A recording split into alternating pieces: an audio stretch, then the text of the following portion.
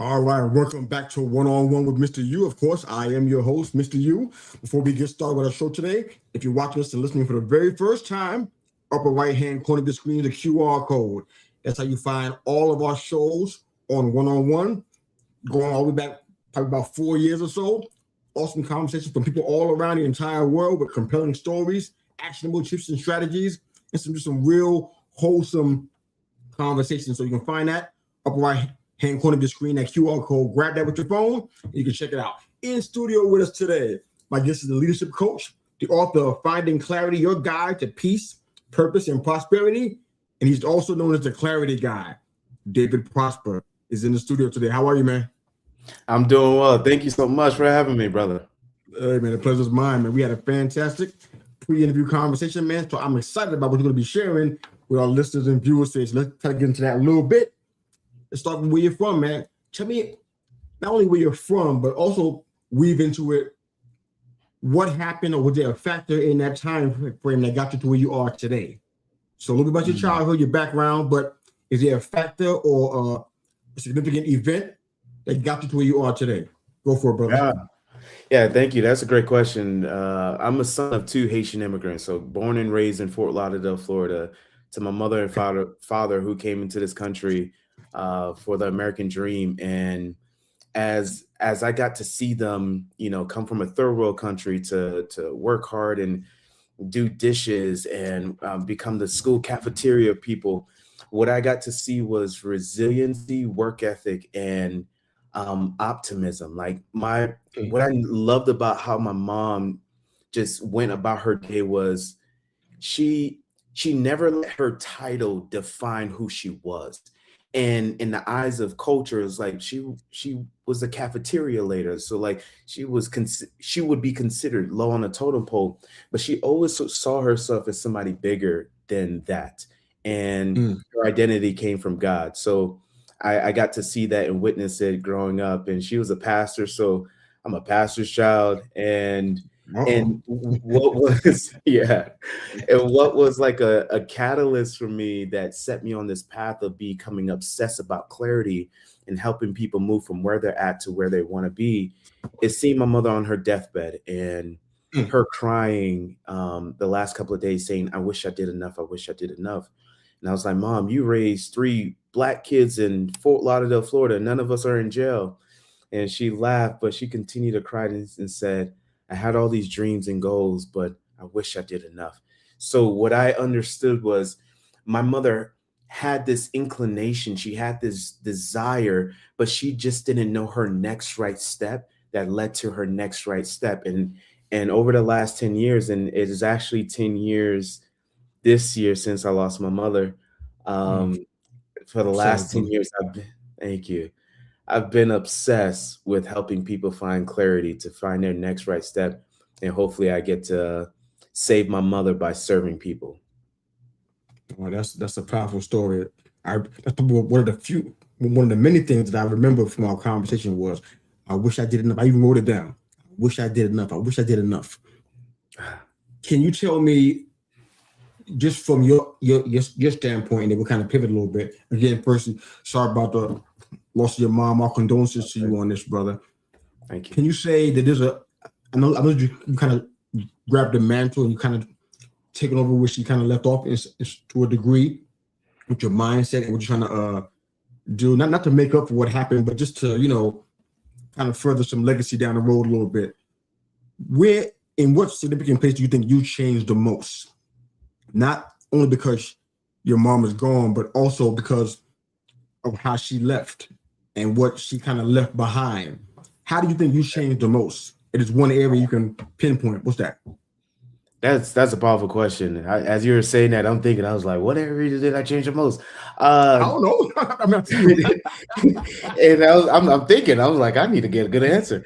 The biggest thing for me was spirituality. Like, I was baptized when I was like 11 years old because, again, my mother was a pastor, so I was kind of forced to do it. So I didn't do it because I wanted to. And then right after she passed in July of 2016, I got baptized September of 20. I got rebaptized 2016 September, and in that was like my mother was always a praying woman. So she was like always praying. Like Saturday morning, she closed the door and she's praying. And it used to be annoying because I was like, I want to spend time with her. And she was spending time with God. I'm like, yo, what's up with that? So that seeing that being modeled literally changed how I start my day and how I fellowship with God. And then to the point where I have clients and people that when I go out and speak, they're like, you have all this wisdom. Oh my goodness, where'd you get it from? I was like, you wouldn't believe me if I told you. It was like, where? I was like, the Bible. So for me, it's been like Jesus being my mentor, and in building a relationship with him has helped the relationships that I have with others become better.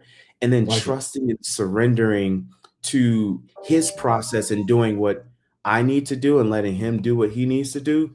Like it's created more peace. And that's where, Finding Clarity, the book, came from, and just being in walk with him. So that's the biggest thing that shifted for me. I love this. Love this.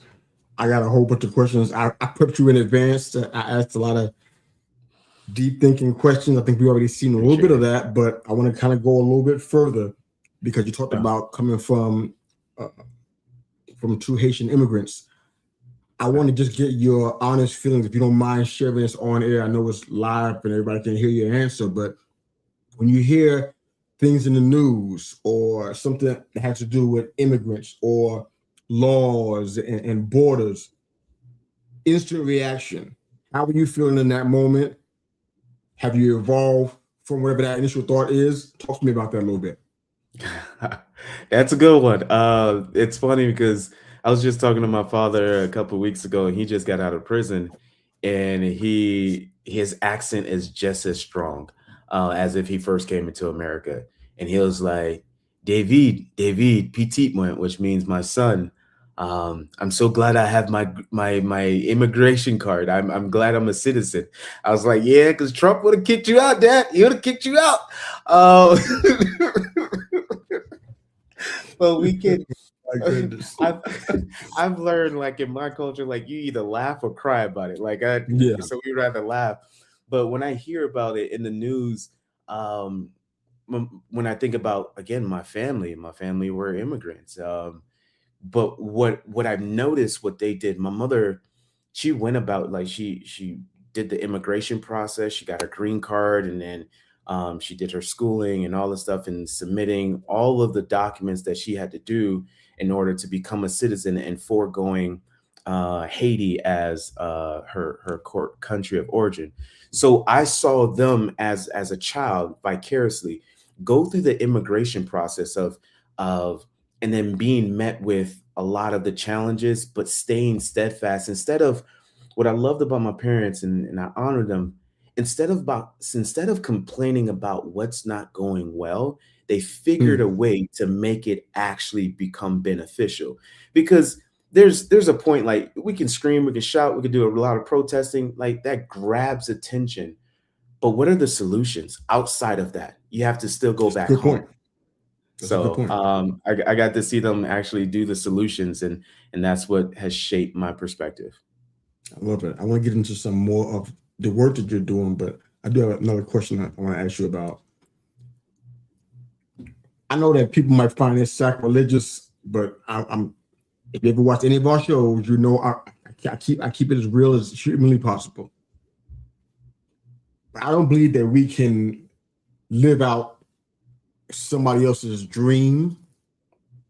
I'm saying that maybe it's a clunky way of saying it. Maybe I shouldn't say it that way. I should rephrase it. But I really feel like somebody's dream from 1859, you can't live that dream out in 2026 because circumstances are different era, different people, different mindset, different fears and concerns. I can't live out the dream from my great-great-grandfather. I can't live that out.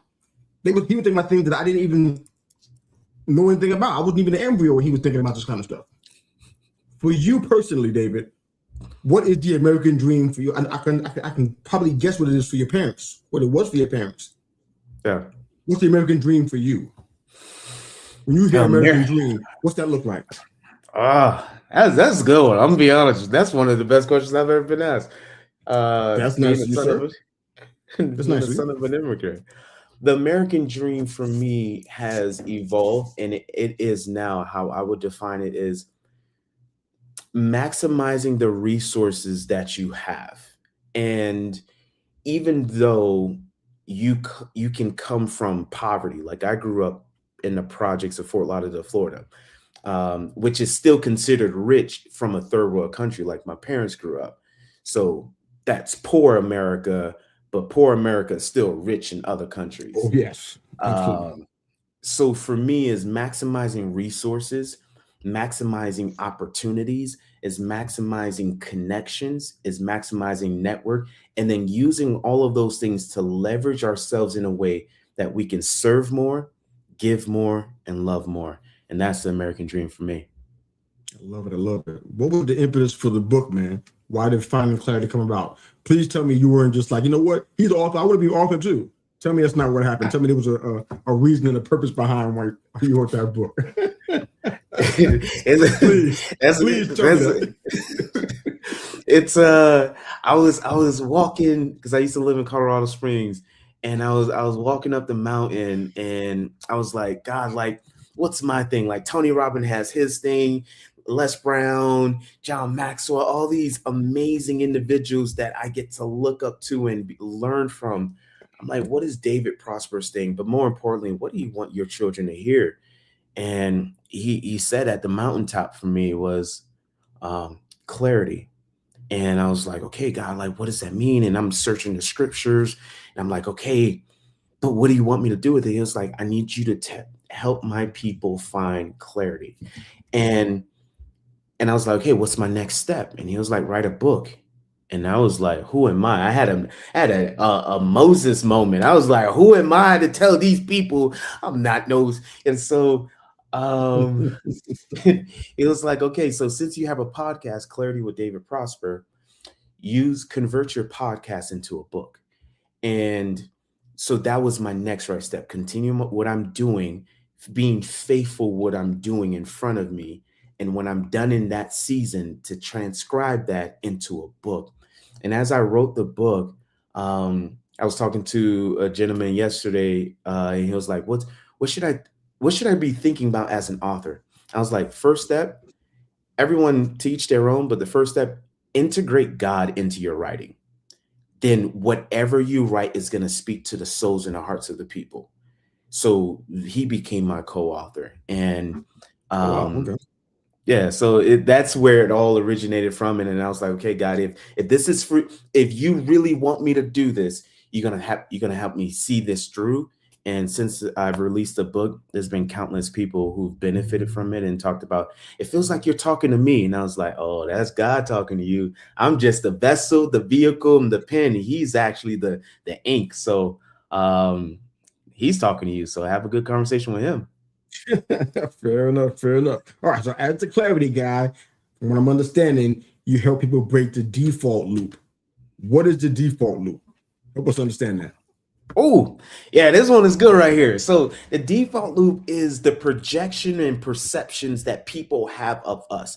So typically we put things in boxes and we do the same thing, or we follow the same script because we follow the same script. So go to college, get a good job, retire, and then spend time with grandkids in a white picket fence. And oftentimes that default loops gets us into patterns and systems where we don't feel fulfilled, but we don't want to go against the current and go against the groupthink philosophy. So we continue to do the same things, getting the same results, feeling deprived. But you know what? At least I'm not on the outside. So the default loop is us doing things, being things, showing up to places where it's not in alignment, but it's out of convenience and from a need of acceptance. And when people break from the default loop to the clarity cycle and they live in clarity, they're designing a life based off how they're intrinsically designed. And we can only understand that by understanding our creator. I love it. I love it. So when we talk about living by design, for you personally, what does that mean? And our follow-up to that would be, where does discipline play a part in that? Ooh, okay. All right. So living by design is understanding my strengths and weaknesses and maximizing my strengths and weaknesses, and then taking it a step further, like understanding what's my purpose. My purpose is, we all have a purpose. So I believe every human's purpose is to serve. And the goal of living by design is, how do I serve best? So for me, I'm a speaker, I'm an author, and I'm a coach. That is how I serve best. Other people, they're administrative, they're a teacher, they're a principal, whatever it may be. That's their level of service. And then my goal is to find opportunities that I can use how I serve best to serve people. So living by design. And then the follow up, discipline, great question. Discipline allows us to do the thing long enough in order to develop our our ability to serve the Oh, people. I like that. I like that. Do it long enough. Yeah. I think that's a big key. That's a nugget right there. To do it long enough that you see it develop, that you develop. I like that. I like that. All right. So you teach what you call clarity archetypes. You got a quiz. I'm dropping that on the screen right now for the listeners and viewers to watch it. The claritybrand.ai. What is this archetype and what is this quiz about? So yeah, it helps you understand where you're at in the cycle, because clarity is not this finite thing, and it's not this judgment like some other assessments that are out there. So the archetype, it breaks it down. The first one is a wanderer. So you're typically finding your way. You're kind of confused, but you feel that uneasiness. But you know that there's something out there, but you still don't know how to articulate it. Then you move into Mm, the seeker, and the seeker is the individual who's going to the networking events, listening to podcasts from Mr. U, and reading different books. And then they're consuming all of this good content because they're looking for the good content. Then they gotcha. meet a guide and they go into the architect. That's when they start designing their ecosystem, designing their lives, designing their businesses, designing their podcasts, like Mr. U, right? You changed your name because so many people will mess up how they pronounce your name. And you're just like, I you know got what? tired of that mess. I got Real tired quick of that is, mess. so it's like, just call me Mr. U. It's keep it simple. You design that. And then the last step is the flow master. And the flow master is anchored and convicted in who they are, and they're living their values. They're attracting what their vibrations. They're anchored and grounded and saying, you know what? I know who I am, and then now I'm here to serve, because that, I believe, is the greatest sense of fulfillment. How can I make things better? How can I grow things? So that's what the quiz walks you through. Once you take it, you figure out where you're at, and the goal is, what is your next step? So if you're a wanderer, what is your next step to be a seeker? If you're a seeker, what's your next step to be an architect? If you're an architect, what's your next step to be a flow master?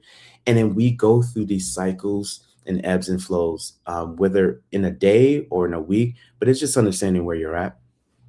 I love it. I love it. David has a free clarity archetype quiz right here on the screen. For those that are listening and not watching, it's the claritybrand.ai. The Clarity Brand spelled the same way, the claritybrand.ai.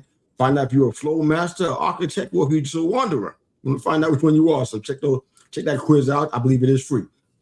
All right. Yes. So what would you say is the biggest misconception about clarity? Because I hear clarity a lot.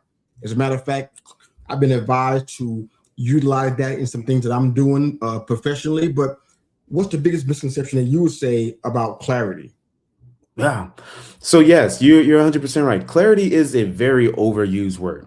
And I'm the clarity guy, so I'm gonna like keep it straight. I It's a ain't trying to very mess up your overused. brand, man. I ain't trying to mess up your brand, but I'm just asking a question over here. That's it. It's all good. Yeah. The biggest misconception is that you have to figure it all out. So when people think, Hmm. "Oh, I have clarity," they associate clarity with, "I know the outcome." But clarity isn't that. Ooh, It's knowing your next right step. So I live in Utah. You live South South Carolina? Carolina. Yeah. South Carolina.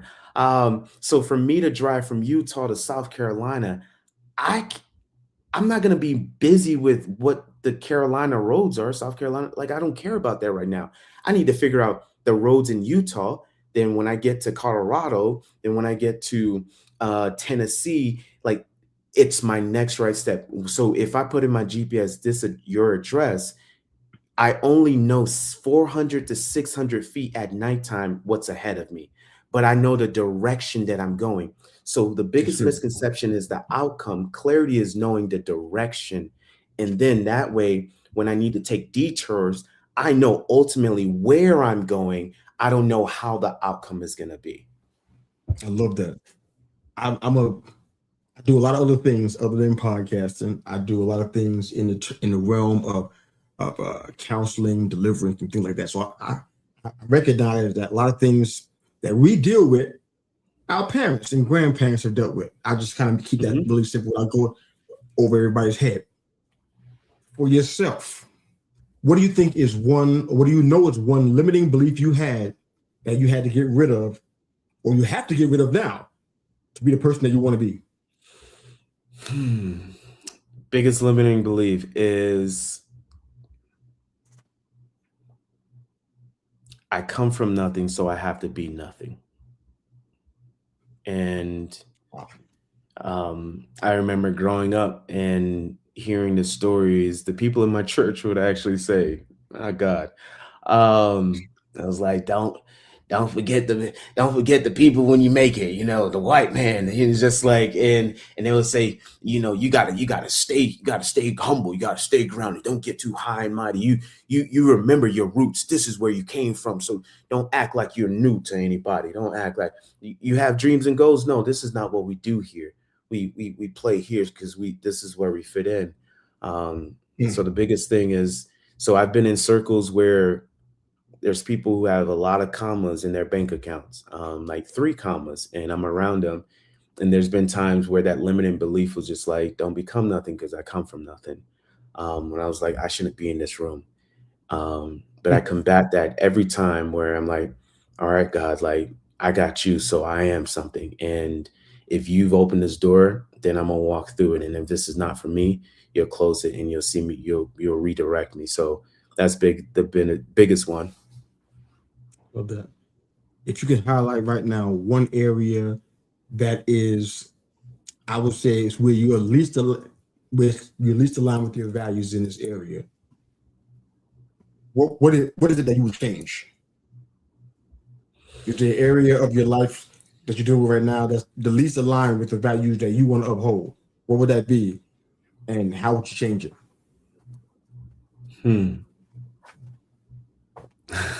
This is something I coach, but this is something I need to work on myself. Giving an irresponsible yes. So I find myself giving a lot of yeses because you ain't talking about this show, right? That's not. No. Somebody has an event. I'm like, yeah, sure. It's like my mother has always told me as a kid, she would always say, make yourself useful. So when I say yes, it's like it has a good intention. Like I want to serve, I want to make things better. But when I say yes, I'm not always considering like the time allotment that I have and what other prior engagements. I'm just saying yes, and then I'm trying to figure it out on the back end. So that's the least aligned, because that makes me I don't show up to things that I need to on time, or I have to backtrack and say, I can't make it. And now that it breaks down dependability. So yeah, that's the biggest thing I need to work on, that I'm still working on. That's a great answer. I got a follow up to that. I'll start in the next question. But at the potato, okay, I'm not claiming to be an expert on Google and how Google works and how the algorithm works. I don't know. I know that people have blogs and they have podcasts and they have books and they have web pages and they have social media, all with the design to put out a certain image to tell the people who are looking or who may Google them what they want them to see. But we know that sometimes Google shows things that you don't want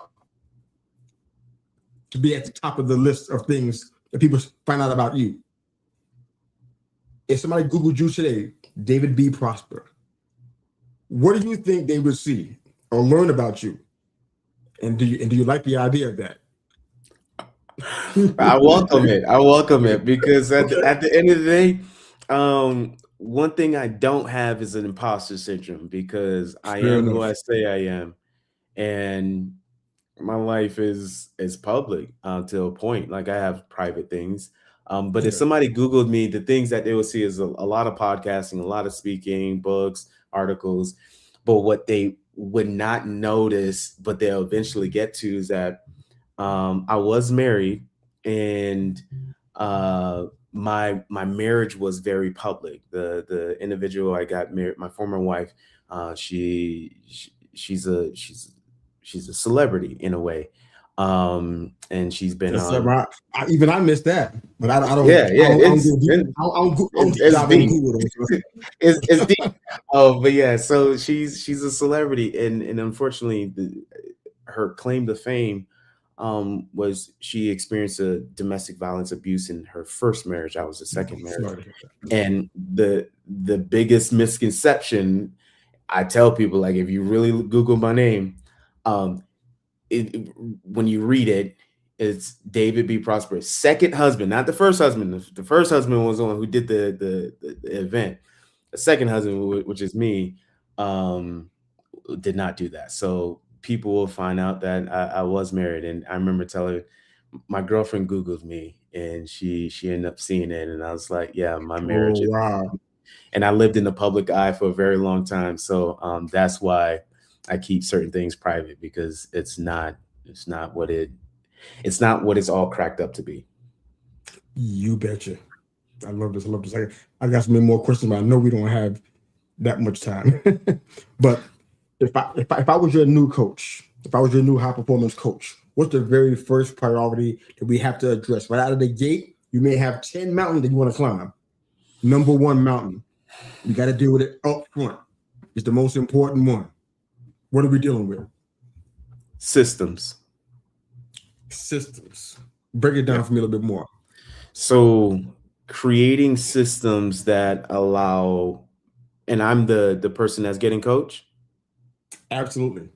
Okay. I'm coaching So you. if I'm getting coached, the biggest thing is the systems. And because I have a lot of things where I have a whiteboard here and I have my notebook over here, and so it's just, there's a lot of scatteredness, and then bringing everything through a SOP, standard operating procedure, of how I make decisions, what do I tackle, what's prioritized, and then what's on my not to do. So it's just like creating systems of prioritization, creating systems of implementation of the goals and the strategies and the items I need to execute. So yeah, biggest thing is systems. Got it. Got it. I got two more questions. I'm going to have you share about how people can find you and maybe perhaps share with some wisdom with our viewers and listeners. But this question, I have to ask this. I asked you when we first met, I got to ask you. I got two friends that live in Utah, and I have to ask this question because it's low hanging fruit. It's sitting right there. What's one of the biggest misconceptions about Utah? Because, that's not a prime place to move for a lot of people. Yeah. But you decided to move there from Florida. From sunny Florida, you moved to Utah. If you want to talk about that, you can. But my primary question is, what's the biggest misconception about Utah that people do not know about? Yeah, that's a good one. Utah is very different. It's like an entire new country. That's what I hear. It's like an entire new country.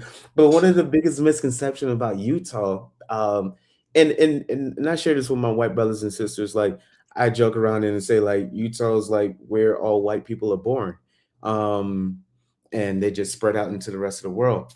But here's the thing that I love most, is the level of hospitality that is here. I heard that too. The hospital, and then the culture of family and community. It is so ingrained in the culture. It's like people prioritize community, people prioritize family, and like, you're not going to fit into every tribe, just like anywhere else. But when you do find your tribe, like I've been grateful to find my tribe, like it is like it's a family. There you get invited to so many things. And My people are curiosity actually is peaked right now. yeah, you get invited to a lot of things. Okay.